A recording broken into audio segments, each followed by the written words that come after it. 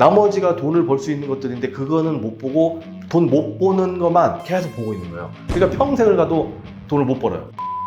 만으로는 돈을 벌기가 굉장히 어렵다. 그러면 이제 경매가 이제 처음인 사람들은 네. 어떤 물건을 이제 보는 게 좋을까요? 이게 경매 사실은 이제 어떤 물건을 보느냐 이게 어떻게 접근을 해야 되냐면 소액을 갖고 있는 사람들은 돈을 많이 갖고 있는 사람보다 더 어렵고 복잡한 물건을 할 수밖에 없어요. 근데 대부분의 경매 학원에서는 홍보를 해야 되다 보니까 반대로 얘기를 합니다. 소액을 갖고 간단한 물건을 할 수 있는 것처럼 얘기를 해요. 그래야 수강생을 많이 모을 수가 있으니까. 그런데 생각을 해보세요. 돈이 10억이 있어요. 그러면 고를 수 있는 물건이 얼마나 많겠습니까? 근데 돈이 내가 1000만 원 갖고 하고 있어요. 그러면 고를 수 있는 물건 자체가 적어지겠죠. 우리가 어떤 IT를 개발을 하고 신기술 신공법을 발견을 하고 새로운 길을 창조하고 이런 게 아니거든요. 그게 아니고 남들이 했던 거를 그대로 따라가면 이 부동산 투자에서 특히 경매 투자라든가 신축 투자 이런 것들은 이전에 10년, 20년 동안 했던 사람들이 어떤 물건을 낙찰을 받고 어떤 물건을 어떻게 해서 어떻게 수익을 냈는지 그대로 따라하면요 수익이 나는 거예요. 그러니까 예전에 했던 사람들이 어떤 물건에서 어떻게 했는지 그것만 똑같이 따라하면 똑같이 돈을 벌어요. 그러니까 새로운 걸 창조할 필요가 없어요.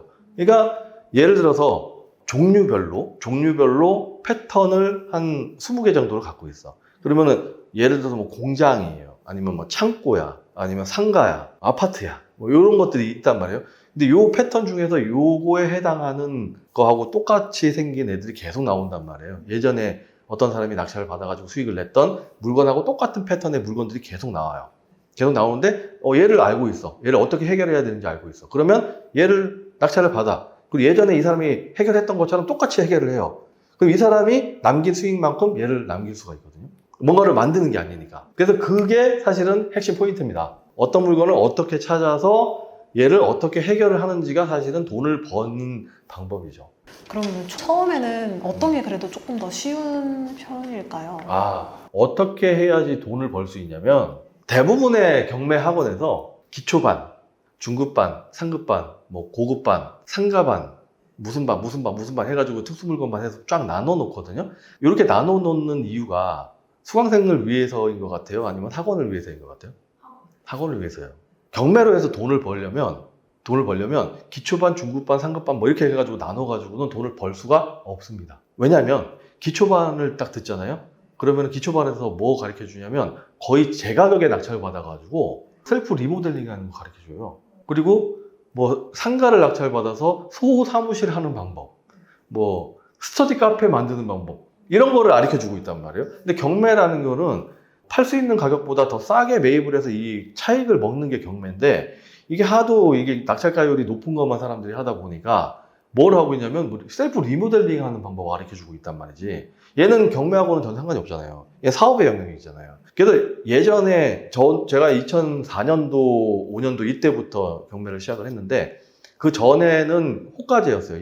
1990년대에는 호가제. 그러니까 자, 이 물건 입찰하실 분 계십니까? 그러면 미술 경매하듯이 저요 해가지고 했단 말이에요. 그래서 정말 진짜 이제 깡패 같은 아저씨들이 자기네가 하려고 하는 물건이라 그러면은 화장실로 잠깐 따라와 영화에서 나오는 그런 것들 있잖아요.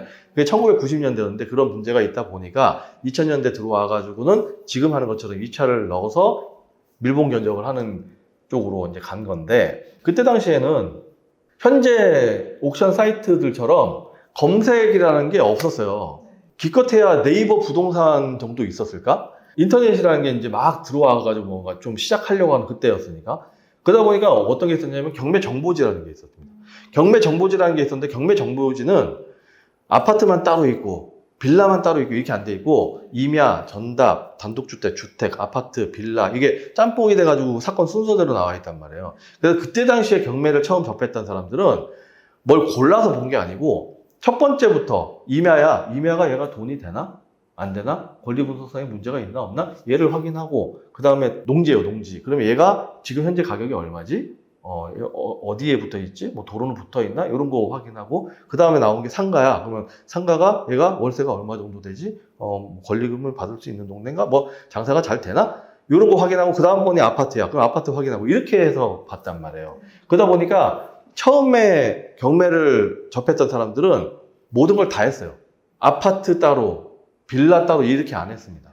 그러다 보니까는 돈을 벌 수가 있었던 건데 지금 경매로 사람들이 돈을 못 버는 가장 큰 이유가 뭐냐면 처음에 검색을 들어갔을 때 조건을 걸어버린다는 거죠. 조건을 걸어서 나는 아파트만 봐. 그러니까 아파트만 계속 보니까 나머지가 돈을 벌 수 있는 것들인데 그거는 못 보고 돈 못 버는 것만 계속 보고 있는 거예요. 그러니까 평생을 가도 돈을 못 벌어요. 그러니까 제 수업 같은 경우에 아파트만 한 두세 번 정도 낙찰을 받으신 다음에 이거 아니다 싶어가지고 오시는 분들이 굉장히 많거든요. 그게 왜 그러냐면 이 아파트 같은 경우 이거 이제 올해 초인데 전체 경매 물건이 18,000건이거든요. 지금은 2만 건이 넘었더라고요. 18,000건이 경매 물건이 있는데 통상적으로 경매 물건이 한 9,000건에서 12,000건 사이에 왔다 갔다 해요. 근데 지금 2만 건이 됐다는 거는 경매 물건이 굉장히 많이 나오고 있는 중이라는 거거든요. 그만큼 좋은 물건이 많은 시기예요, 지금. 18,000건 중에서 아파트하고 빌라를 합치게 되면 퍼센티지가 몇 퍼센트냐면 한 30% 조금 넘어요. 그러니까 30% 정도 되는 물건에 경매 입찰을 하는 사람들 90%가 여기에 매여 있는 거예요. 아파트하고 빌라에. 반대로 얘기하면 70% 가까운 물건에 한 10% 정도의 사람들만 70%의 물건을 입찰을 하고 있는 거죠. 아파트는 그래서 낙찰되는 가격이 시세에 근접할 수밖에 없어요. 일단은 접근하는 사람이 많고 두 번째 가장 큰 문제가 있는데 실수요자. 예를 들어서 3억짜리 아파트인데 301호 앞집이 5억에 매매를 했어요. 그러면은 내가 이 집을 매매를 하려고 하는 사람은 예를 들어 301호가 경매에 나왔을 때 5억이 아니라 4억 9,900만 원에 이 사람이 실수요자라면 낙찰을 받아도 100만 원 싸게 산 거거든요. 근데 투자하는 사람 입장에서 보게 되면 4억 9,900만 원에 얘를 낙찰을 받잖아요. 그러면은 세금 들어가고 복비 들어가고 이런 것 저런 거 하다 보면은 5억 1,000만 원, 2,000만 원이 원가가 돼버린단 말이에요. 그러니까 투자를 하는 사람 입장에서 보게 되면 4억 9,900만 원에 낙찰을 받으면 손해고 실수요자 입장에서 보게 되면 다만 100만 원이라도 싸게 사면은 무조건 이득이거든요. 그런데 아파트 거의 대부분의 아파트는 이 실수요자가 나의 경쟁자로 들어와 있어요. 그래서 아파트만으로는 돈을 벌기가 굉장히 어렵다. 그래서 어떻게 접근을 해야 되냐면 이걸 전부 다 같이 해야 됩니다. 처음에 배울 때 기초반, 그러니까 사람들이 기초반을 들으면 입찰을 못 해요. 왜? 중급반에 뭔가 있을 것 같거든. 중급반을 듣잖아요? 그러면 또 입찰을 못 해요. 왜? 고급반에 뭐가 있을 것 같거든. 고급반을 다 듣잖아요? 그러면 입찰을 또 못 해요. 특수물건반에 뭔가 있을 것 같거든. 그 입찰을 못 해요. 그래서 계속 학원만 다니게 되는 거지.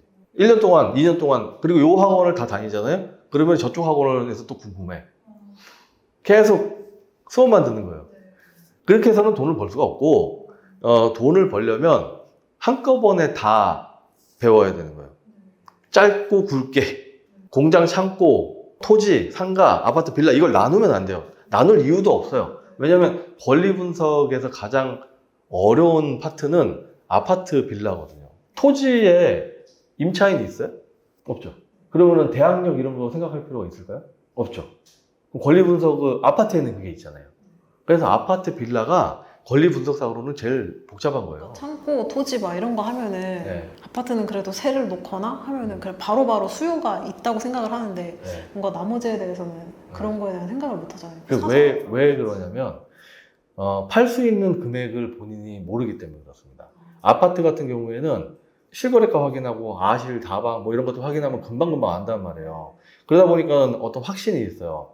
그런데 공장 창고는 그쪽 동네에 가면 없어서 못 파는 동네가 있거든요. 나오면 바로 팔리는 동네가 있는데 사람들이 그쪽에 대해서 몰라. 왜? 팔 수 있는 금액을 확인할 수 없기 때문에. 예전에 제가 2006년도에 그 분당에 2억짜리 아파트를 1억 6천만 원대에 사서 6개월 만에 2천만 원을 남기고 판 적이 있었어요. 2006년도 당시에는 아파트에 얘가 2억짜리인지 1억 8천만 원짜리인지를 확인을 하기 위해서는 그 동네를 가는 수밖에 없었거든요. 무슨 얘기냐면 지금 아파트가 좀 돈이 안 되는 이유가 뭐냐면 누구나 다 너무 쉽게 팔 수 있는 금액을 알 수 있기 때문에. 예전에 2006년도, 2000년대 중반에는 아파트 가격을 우리 동네 내 아파트는 알았지만 옆 동네 아파트는 얼마에 팔리는지 알 수가 없었거든요. 가보는 수밖에. 그래서 알아내기가 힘들었어요. 팔 수 있는 금액을 알아내기가 힘들었기 때문에 돈을 벌 수 있었지. 근데 지금 너무 쉽게 알 수 있어요. 그래서 돈을 벌 수가 없는 거죠. 그런데 지금 예를 들어서 뭐 창고나 공장, 상가, 뭐 이런 것들, 토지 이런 것들은 팔 수 있는 금액 모르겠죠. 어떻게 확인해야 되는지도 모르겠죠. 그래서 걔가 돈이 되는 거죠. 핵심은 팔 수 있는 금액을 알게 되면 무서울 게 없다라는 게 오늘의 제가 전달을 해주고 싶은 그런 얘기입니다.